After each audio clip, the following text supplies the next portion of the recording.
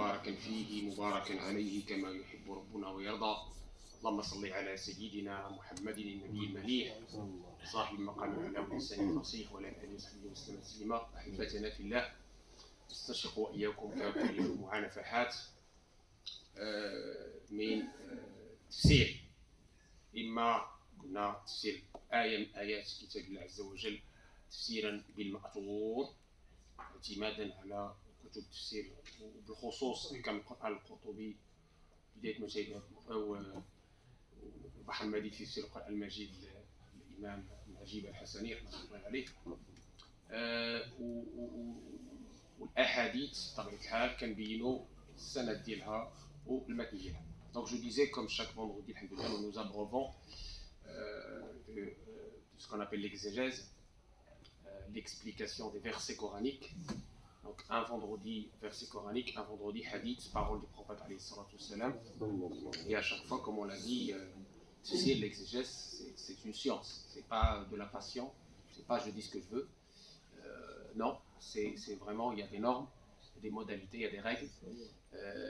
Le tafsir, donc l'exégèse qu'on a utilisé jusque-là, c'est al-ma'thur, c'est-à-dire l'explication du Coran par le Coran et par la sunna authentique, notamment le Coran du grand savant l'imam al-Qurtubi. On a traduit une partie, on est en train de traduire le reste sous le titre Perles du Coran aux éditions Selsabi.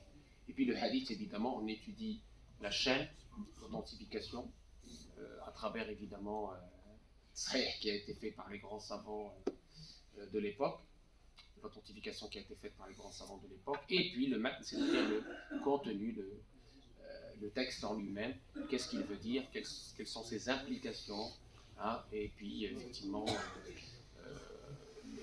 les sagesses qu'on peut en déduire. اليوم نزولا عند رغبات كثير من الاخوان والاخوات، لان خطر في ترك ما قلتو درنا واحد الاخبار على منين كنقدروا ناخذوا العلم الشرعي. كلشي عاقل باش كنسمعوش الله. كنا في الحصه الماضيه كنا شفنا في خطه الجمعه عمن ناخذ العلم الشرعي، عمن ناخذ العلم الشرعي. ونزولا عند رغبة كثير من الإخوة والأخوات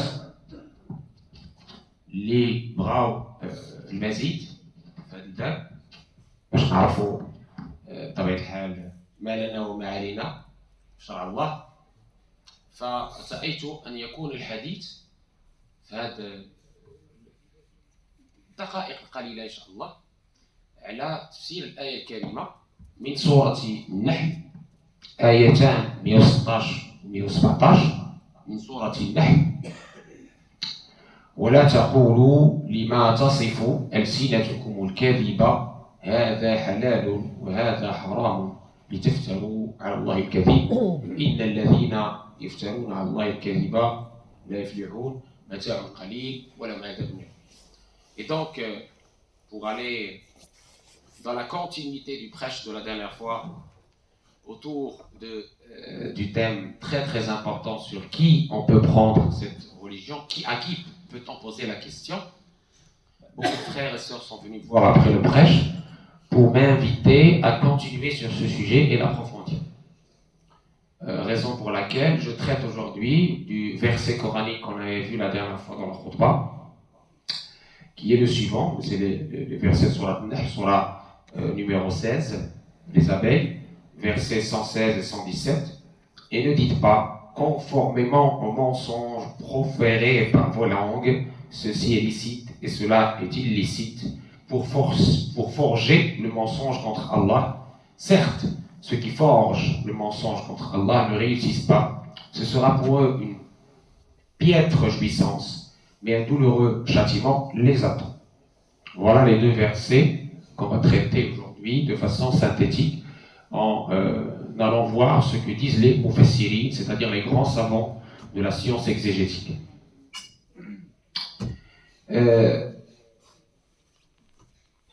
أولا قال القرطبي الآية في في مجملها أولها خطاب للكفار الذين حرموا البحائر والسوائل وأحلوا ما في بطون الأنعام وإن كانت ميتة. هذا حلال إشارة إلى ميتة بطون الأنعام وكل ما أحلوه بأنفسهم، وهذا حرام إشارة إلى البحائر والسوائب وكل ما حرموه على أنفسهم بغير سلطان. قل من حرم زينة الله التي أخرج لعباده الطيبات من الرزق ولا تقولوا لما تصف ألسنتكم الكذب هذا حلال وهذا حرام. إذن القرطبي يضيف إن الذين يفترون على الله الكذب لا يفلحون. ثانيا مسند الدارمي أبو محمد في مسنده أخبرنا هارون عن حفص عن الأعمش قال ما سمعت إبراهيم قط يقول حلال ولا حرام ولكن كان يقول كانوا يكرهون وكانوا يستحبون. هذا الورع ديال السلف الصالح. وقال ابن وهب صاحب مالك قال مالك لم يكن من فتيا الناس أي الفتاوى أن يقولوا هذا حلال وهذا حرام ولكن يقولوا إياكم كذا وإياكم كذا ولم أكن لأصنع هذا. ابن وهب يقول عن نفسه. ومعنى هذا أن التحليل والتحريم إنما هو لله عز وجل. قال سبحانه وتعالى في سورة التحريم يا أيها النبي لما تحرم ما أحل الله لك تبتغي مرضات أجلك. حتى النبي عليه الصلاة والسلام الله عز وجل لامه لما تحرم إن الله هو اللي كيحرم. والله عز وجل يعني بين لنا الافتراءات ديال الأمم اللي كانت قبلنا. يا أيها الذين آمنوا إن كثيرا من الأحبار والرهبان لا يأكلون أموال الناس بالباطل زيد ويصدون عن سبيل الله. وهذا الآية اتخذوا أحبارهم ورهبانهم أربابا من دون الله تفسيرها أنهم كانوا يحرمون لهم الحلال ويحلون لهم الحرام فكانت تلك عبادته أو تلك يعني التي الله تبارك وتعالى لامهم عليها. ومعنى هذا التحليل والتحريم إنما هو لله عز وجل وليس لأحد أن يقول أو يصرح بهذا في عين من الآيات إلا أن يكون الباري سبحانه وتعالى يخبر بذلك عنه يعني أنه يخبر عن الله سبحانه وتعالى. لا إله إلا الله محمد رسول الله. إلا أن يكون الباري تعالى يخبره بذلك عنه وما يؤدي إليه الاجتهاد في أنه حرام يقول إني أكره ذلك. من علاش اجتهد العالم وقال إنه حرام شكون كيقول أكره ذلك. وكذلك كان مالك يفعل اقتداء بما تقدم من أهل الفتوى. فإن قيل فقد قال في من قال لزوجته أنت علي حرام إنها حرام ويكون ثلاثة. في الجواب أن مالكا لما سمع علي بن أبي طالب كرم الله وجهه يقول إنها حرام اقتدى به. وقد يقوى الدليل على التحريم. الدليل كيكون قوي على التحريم عند المجتهد ماشي أي واحد مجتهد. أما كاين المجتهد المطلق المجتهد المقيد كاين مجتهد الفتوى مجتهد المذهب. وقد يقوى الدليل على التحريم عند المجتهد فلا بأس عند ذلك أن يقول ذلك كما يقول إن الربا حرام في غير الأعيان الستة أصناف الستة.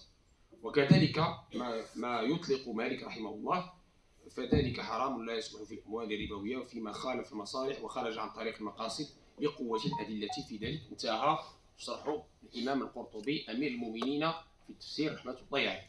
Donc je disais deux éléments sur le verset que vous venez d'entendre. Deux éléments sur le verset que vous venez d'entendre. Premier élément, c'est l'habitude qu'avaient les savants dits salaf. Salaf, c'est-à-dire les vieux prédécesseurs.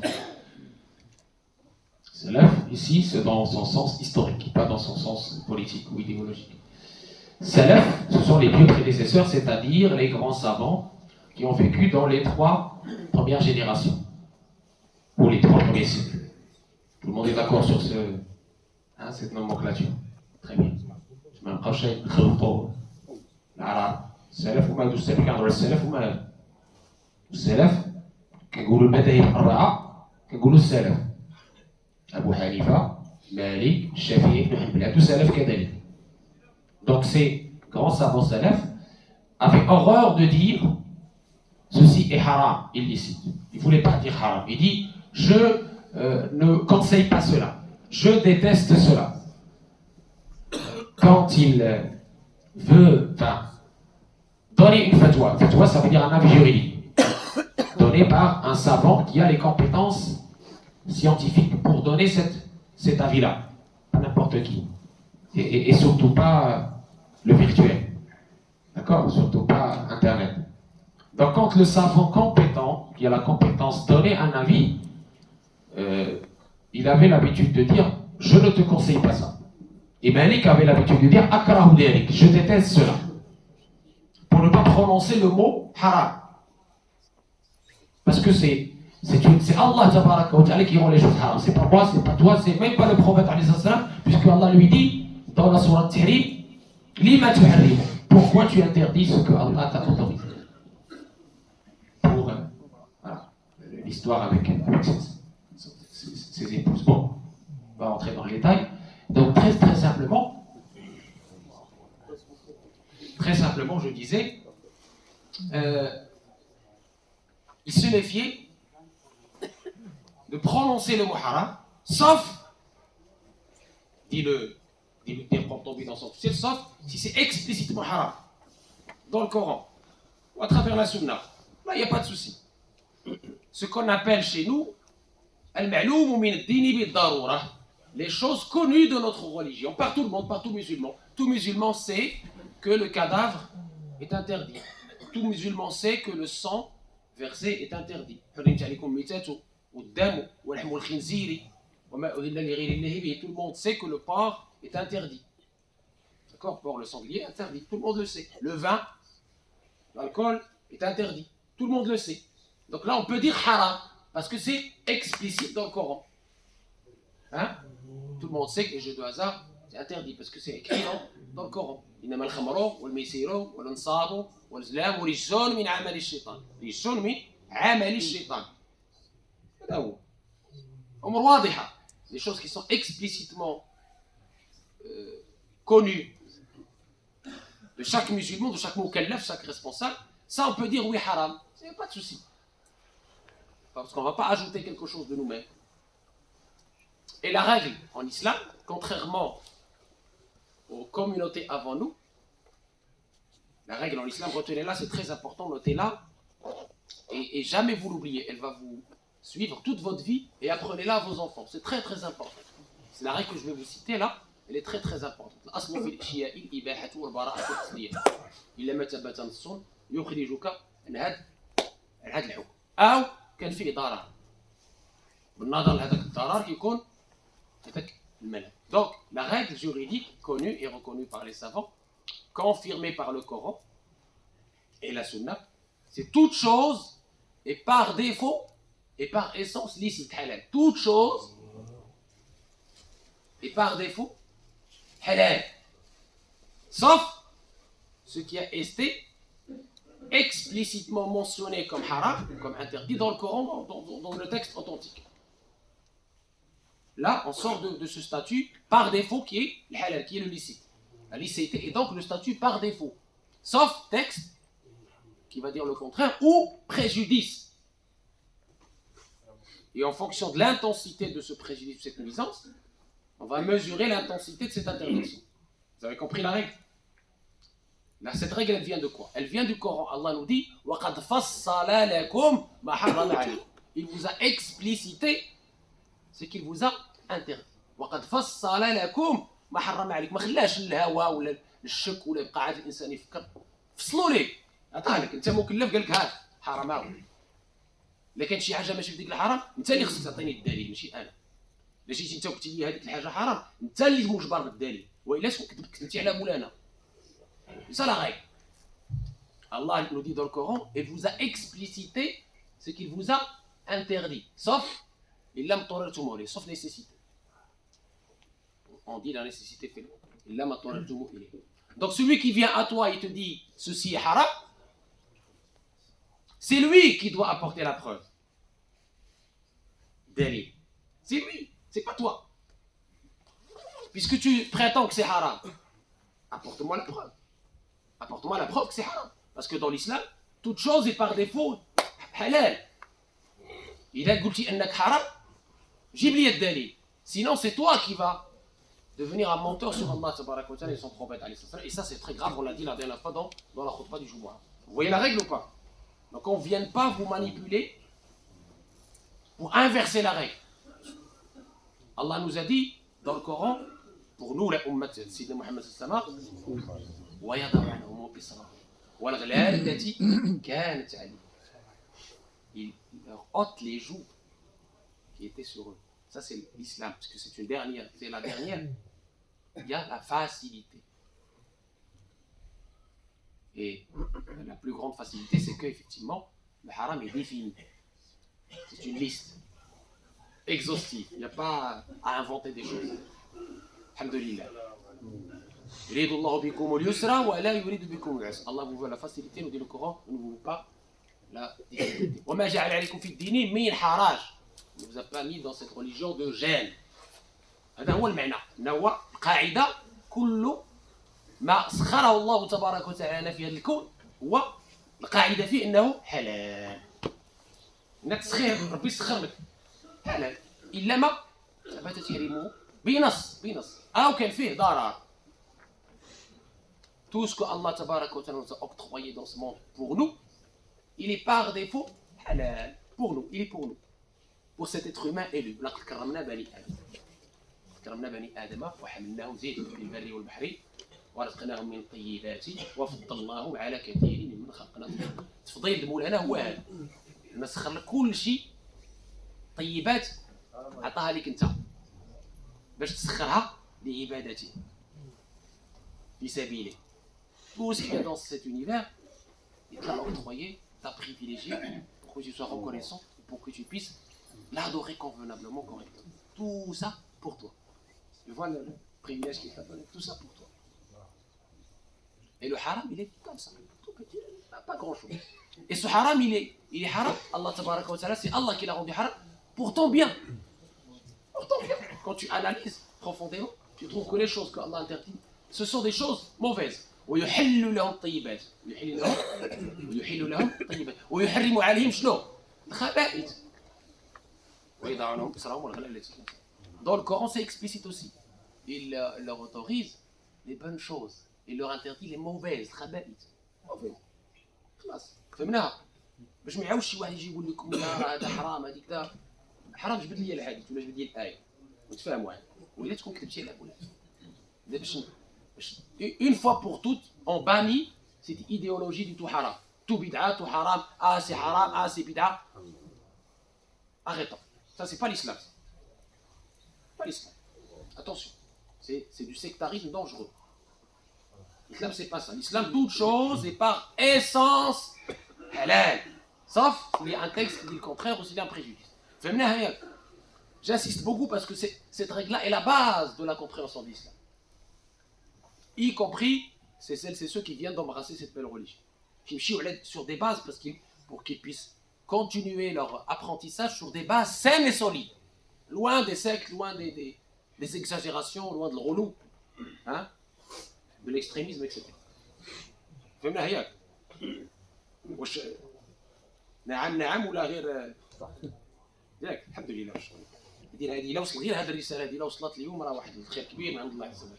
فليبلغ الشاهد الغائب, que ceux qui sont témoins apprennent à ceux qui n'ont pas été témoins. C'est très important. Parce qu'il y a beaucoup de choses aujourd'hui dans notre communauté qui vont mal à cause de cette question de rendre tout haram. Dès que tu ne sais pas, tu dis haram. Non. Demande, demande. Sois humble. Demande. Ne rends pas toi-même les choses haram. Non. Ne fais pas comme ce qui a été reproché aux communautés avant. Ils ont rendu les choses haram et Allah les a dénoncées, les a maudits. Génie. كانوا يحرمون ما أحل الله لهم. لا تحرموا طيبات ما أحل الله لكم ولا تعتدوا. أمر. N'interdisez pas les bienfaits, les bonnes choses que Allah vous a autorisées. ولا تعتدوا, n'outrepassez. Donc ça c'est la première chose déduite du verset que nous venons de citer par l'imam al-Qurtubi, qui est appelé Amir al-Mouminin dans le tafsir, le prince des croyants en exégèse. Le prince des croyants en exégèse. L'imam al-Qurtubi, donc après avoir cité les grands savants des salafs qui évitaient le muharram, sauf dans les choses évidemment qui sont explicitement haram dans le Coran, il n'y a pas de souci, il dit sauf le mujtahid. Il parle du mujtahid. Il parle du mujtahid, ça c'est la deuxième chose à laquelle il veut attirer l'attention. Le mujtahid, c'est quoi? C'est qui? Mujtahid, c'est un savant plus. C'est-à-dire un savant qui a eu une science qui est supérieure aux autres. Dans la hiérarchie des savants, vous savez, on a dit la dernière fois, il n'y a pas de clergé en islam. Certes, il n'y a pas de clergé en islam, mais il y a une organisation. C'est pas l'arbitraire, c'est pas n'importe qui dit n'importe quoi. Hein? C'est pas le fondant, c'est pas le désordre. On a des savants, et depuis toujours, même à l'époque des compagnons, il y avait des spécialités. Abdullah ibn Abbas, il était spécialiste en exégèse. Par le dua du prophète alayhi salam, Mu'adh ibn Jabal était le meilleur connaisseur du haram et du halal, etc. Il y avait des spécialités, il y avait des fuqaha, des compagnons. Le fiqh n'est pas né après le prophète alayhi salam, il est né avec le prophète alayhi salam. Comme discipline profonde, importante, intelligente, c'est l'ingénierie du fiqh. Il est né avec les grands compagnons, notamment Abdullah ibn Abbas, Abdullah ibn Mas'ud, Abdullah ibn Zubayr ibn Awwam, Abdullah ibn Amr ibn al-As, وعبدالله بن عمر بن الخطاب. العباد الأربعة وزيد عليهم عبد الله بن مسعود اللي مات قبل أن يحتاج الناس إلى علمه. Qui est mort avant que les gens puissent avoir besoin de sa science, mais une grande partie de sa science a été transmise à Sidna Abu Hanifa, l'imam al-Akbar, al-Koufa. Très bien. Ça c'est très important. Donc le mujtahid, dans la hiérarchie des savants, il est au sommet de la science religieuse. D'accord? Il est supérieur au muhaddith. Il est supérieur au simple mémorisateur. Supérieur. Pourquoi? Parce qu'il a la capacité de déduction, l'intelligence de déduction.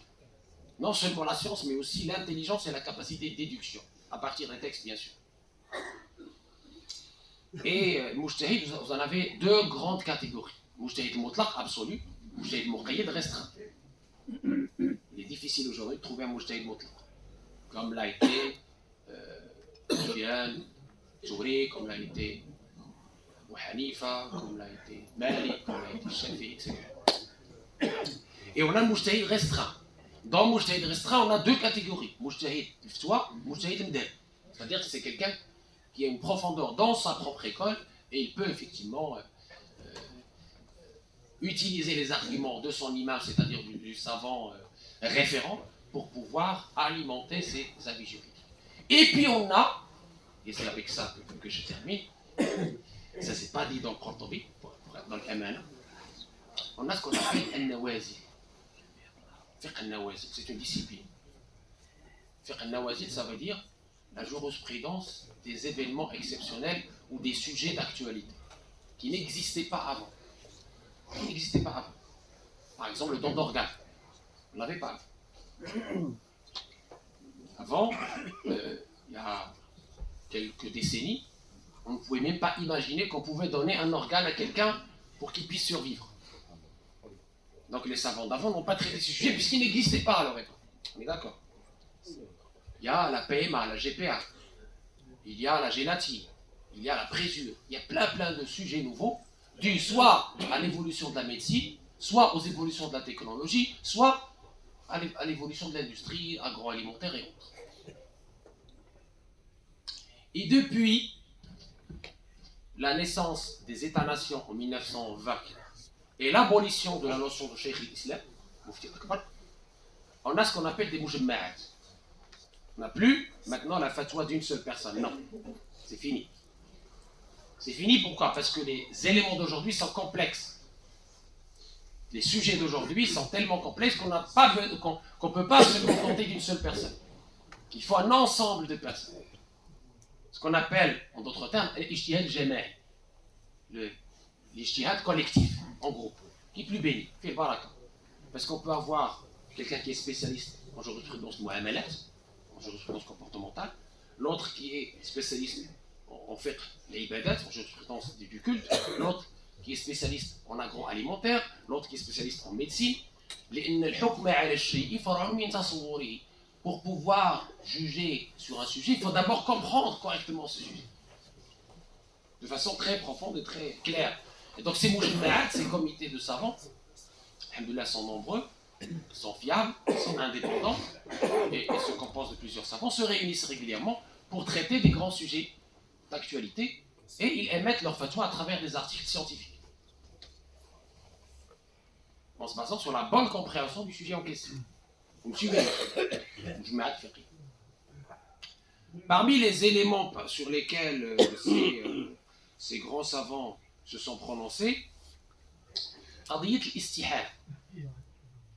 un frère m'a posé la question la dernière fois sur un certain nombre de produits, la présure, la gélatine, les additifs alimentaires. Les comités des savants se sont penchés sur la question de l'istihala. C'est quoi l'istihala en français? C'est la transformation chimique irréversible. Le vin, quand vous le laissez se transformer en vinaigre, qu'est-ce qui se passe? Hein? Alors, le vin est haram, le vinaigre est autorisé, selon le hadith du prophète, une meilleure nourriture, le vinaigre. Le vin est haram, le vinaigre, halal. Transformation chimique irréversible. Vous comprenez? C'est ça qu'on appelle l'istihala. Beaucoup de savants l'ont traité. Et sur la base de cette istihala, de cette transformation chimique irréversible, des produits qui étaient à la base haram peuvent devenir halal. Parce qu'il y a transformation chimique irréversible. Alors je prends l'exemple de la gélatine pour commencer. Il y a évidemment la gélatine d'agar-agar, c'est-à-dire d'origine d'algues, donc d'origine végétale. Il n'y a pas de problème, il n'y a pas de discussion, c'est halal. Il n'y a pas de souci, il n'y a pas de débat, c'est halal. Ensuite, vous avez la gélatine d'origine animale. Et là, il y a un souci. Prenons la gélatine d'origine insecte, qui est aujourd'hui très très courante sur le marché. L'imam Malik autorise les insectes, parce qu'il n'y a rien qui les interdit, comme on a dit tout à l'heure, il a suivi la règle générale, il n'y a rien qui interdit les insectes ni dans le Coran ni dans la Sunna. Il y a même le hadith explicite sur les centrales. Et parce que pour lui, il n'y a pas de sang, c'est pas de midawati dam. Il y a des produits essentiels qui en contiennent et des produits non essentiels qui en contiennent. Bon. Alors dans un des mujamma' fiqhi, déjà en 1994, j'ai la fatwa pour ceux qui veulent la référence, ils ont dit c'est halal puisque c'est une transformation chimique irréversible. Ils ont fait les analyses, ils ont dit on ne trouve pas l'origine porcine dans cette gélatine. Donc ils ont dit c'est halal. D'autres ont dit non, on préfère s'abstenir, puisqu'ils ont dit que c'est d'origine porcine et on lui préfère la gélatine d'origine végétale pour être tranquille. Donc à ce moment-là, qu'est-ce qu'on dit quand on voit cette divergence? On dit le scrupule voudrait qu'on évite ce type de gélatine d'origine porcine, si on peut l'éviter, si on peut la remplacer. Pour les bonbons, on peut remplacer, d'accord, hein? Gélatine à base de poisson, il n'y a pas de souci. On vient de le dire. Ou à base d'insectes, à base d'animal rituellement sacrifié, il n'y a pas de problème. Quand on arrive d'abord, rituellement non sacrifié, animal rituellement non sacrifié, ou d'origine porcine.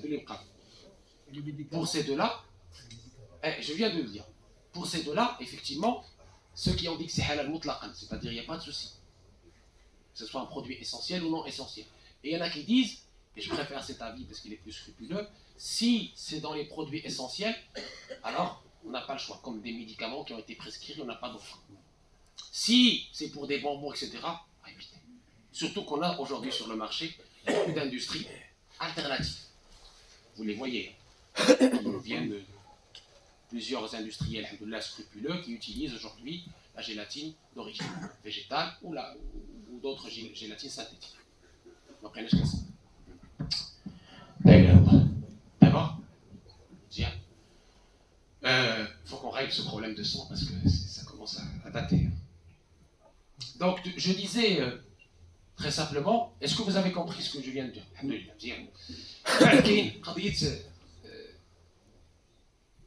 la présure, les fromages. Et là, on a émis un article qui est très important sur la question de la présure. La présure, c'est une substance extraite de l'estomac du veau. Si le veau a été abattu de façon voulue en islam, la présure qui en est ensuite extraite est halal bi-ijma', à l'unanimité, il n'y a pas de souci. Maintenant, la question se pose pour la présure extraite d'un animal après qu'il est abattu d'une façon autre que celle voulue. D'après Abu Hanifa, et selon un des deux avis rapportés par Ahmed ibn Hanbal, une telle présure est pure et licite. D'après Shafi'i et Malik, et les propres élèves de Abu Hanifa, et d'autres avis d'Ibn Hanbal, une telle présure est impure, najis. Donc il y a divergence encore sur la présure, les fromages, qui se trouvent dans les fromages. Mais attention, on a dit, la présure se transforme totalement dans les autres ingrédients. Ce qui a amené les comités de savants aujourd'hui à dire que c'est halal. Pourquoi? Le fromage ainsi composé est donc halal, même d'après l'avis disant que la caillette de veau est en soi illicite si le veau n'a pas été abattu de la façon voulue. Le Qurtubi, le grand savant maliki, écrit donc, étant donné que la présure, même illicite en petite quantité, elle se trouve diluée dans le lait. Il dit, il s'agit donc bien de la transformation dont on parlait, les sihala, et donc il dit que c'est pas légiste, c'est halal. Vous voyez donc qu'il y a divergence, et les grands comités ont dit, écoutez, parce que il y a aussi des compagnons du prophète qui ont consommé des fromages préparés par des Zoroastriens, c'est-à-dire une religion en Iran, enfin en Perse. C'est une preuve supplémentaire du fait que la transformation complète d'un ingrédient illicite dans un produit dominant illicite entraîne que ce produit n'est pas illicite mais licite. Donc, en résumé, il y a de la présure dans les fromages et dans le lait, il n'y a pas de souci. J'ai commencé par vous exposer les divergences et ensuite je vous ai dit la conclusion. Comme ça, mais le détail, il est là. Pour les gens qui aiment les détails, et j'ai la référence pour ceux qui aimeraient avoir la référence de l'article scientifique, je vous l'enverrai sans aucun problème. Donc, pour terminer et répondre à la question du frère qui nous a présenté une appli qui s'appelle Appli Halal, je ne vous la conseille pas. Pourquoi? Parce que cette appli Halal, moi je ne sais pas qui sont les savants référents qui sont derrière. Il ne suffit pas de scanner et de dire c'est haram, pas pour que c'est haram. On va comme ça dégager plein de produits et voilà, et se mettre dans la gêne. Donc ces applis-là, moi je les déconseille tout simplement. Il n'y a pas mieux que demander directement aux savants vivants qui existent en chair et en os, au lieu d'aller chercher du virtuel, alors qu'alhamdoulilah, on a la chance d'avoir des comités, des savants, etc. Et là, je dis, pourquoi ignorer ces savants? Ils sont là, on leur demande et on discute. Si on n'a pas compris, on vient discuter. Il n'y a pas de dictature, il n'y a pas de tyrannie, on discute. Là, on est très ouvert. Donc l'essentiel, c'est de venir nous voir et pas aller voir le virtuel. Donc, et je termine par une chose qui est très importante, que je conseille à chaque fois. الحرام بين والحلال بين وبينهما امور متشابهات لا يعلمهما كثير من الناس واتقى الشبهات فقد استبرأ لدينه وعرضه فقد استبرأ لدينه وعرضه ومن وقع في الشبهات وقع في الحرام كالراعي يرعى حول الحمى يشرك ان يرتع فيه الا وان لكل ملك حمى الا وان حمى الله محارمه الا وان في الجسد مضغة اذا صلح الجسد كله واذا فسد الجسد كله الا وهي القلب الحديث. Donc ici par scrupule, on a dit la dernière fois dans le hadith ce qui provoque en toi le doute, pour ce qui ne provoque en toi aucun doute, il faut, dans la mesure du possible, éviter les choses ambiguës, les choses équivoques, les choses sur lesquelles il y a un doute, pour garder cet apaisement du cœur, le cœur étant cette subtilité divine qu'il faut que le croyant sincère écoute. Avec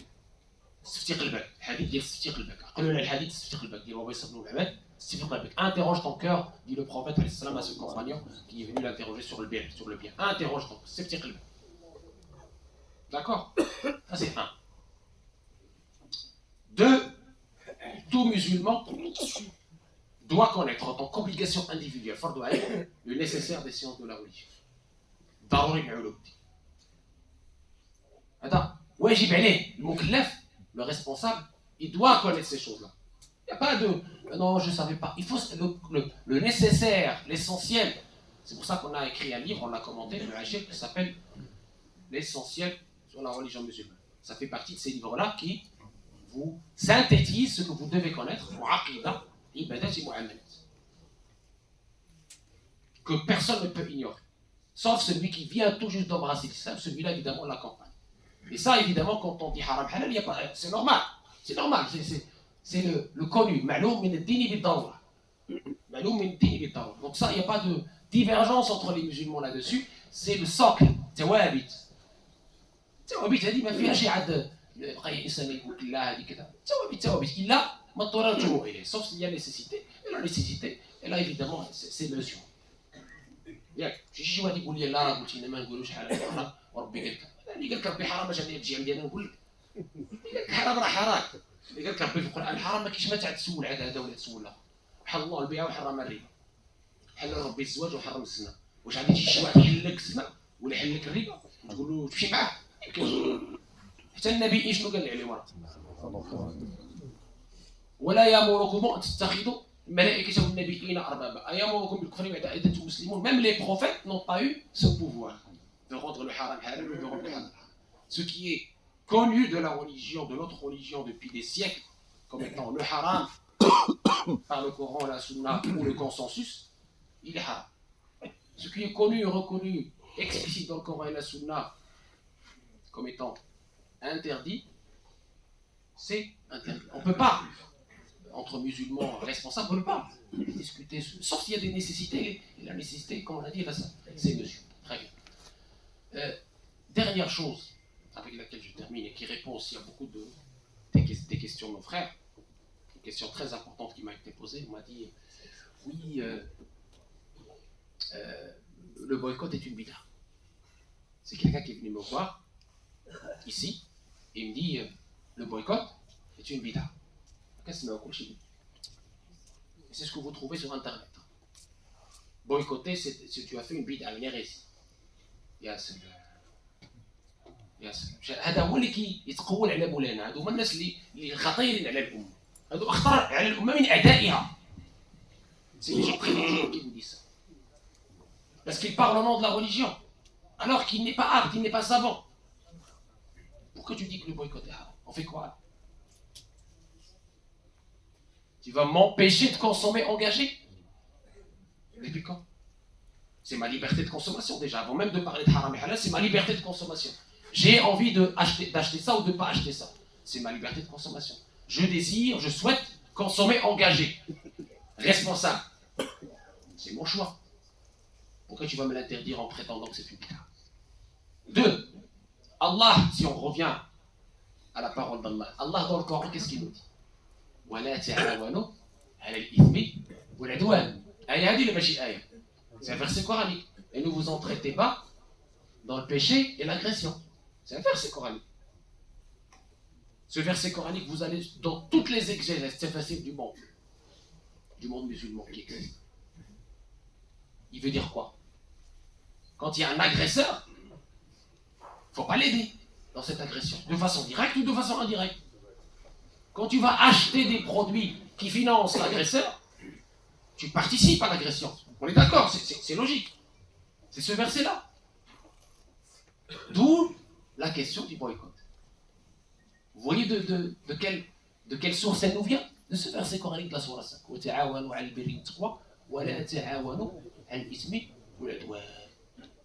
Et ne vous entraînez pas dans le péché et l'agression.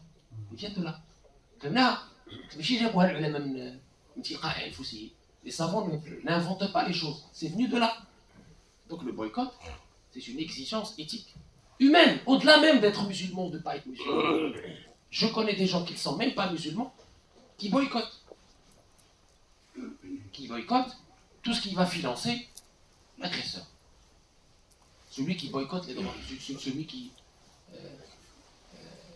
qui brave et qui dépasse et qui boycotte les droits humains, qui ne respecte pas les droits humains. فهمنا هذه القضيه؟ ماشي شي واحد يقول لي بدعه ولا فتح راني عييت من بدعه والله العظيم دق نظره بدعه بدعه بدعه بدعه يا اخي اتق الله حسن المرافق ديالك قول خيرا او اصمت من كان يؤمن بالله واليوم الاخر فليقل خيرا او ليصمت ماشي عالم خلي الكلام للعلماء ما تعداش على راسك وعلى الناس. Arrêtons avec ce langage de la haine et de l'exclusion, surtout en ces temps-là. Soyons dans un langage qui unit, dans un langage de fraternité, dans un langage de respect des saints. Et je le dis et je le redirai jamais assez, c'est mon dernier mot aujourd'hui dans ce das. La inkara fi masail khilaf. Pas de blâme dans les questions à divergence connues entre les savants. S'il y a divergence, c'est que Allah l'a voulu. C'est une miséricorde, une richesse, une largesse. Donc, respectons les divergences de nos savants et ne soyons pas dans la haine, dans l'extrémisme, dans l'exclusion, parce qu'il y a une divergence. S'il y a une divergence, on respecte. D'accord? Comme ça, on respecte l'altérité, parce que le monde musulman, alhamdoulilah, est vaste, de l'Indonésie jusqu'à... C'est vaste. Les écoles sont là, et les 4 écoles sont des vérités. C'est pas... Ils ne s'excluent pas. Alors, la tetezah. Alors, la tetezah. Ils ne s'excluent pas, au contraire. C'est une richesse, c'est une largesse, c'est une miséricorde qu'Allah nous a donnée. Parce qu'on n'est pas dans les mêmes situations, dans les mêmes contextes. Notre situation ici, ce n'est pas la situation des gens du Maghreb ou d'Afrique, ce n'est pas le contexte des gens qui sont en Indonésie ou en Arabie Saoudite ou au Moyen-Orient, etc. Les situations sont différentes, les contextes sont différents. C'est pour ça que dans ce qu'on appelle dans les Tchoubou, tu dis là, il y a cette largesse.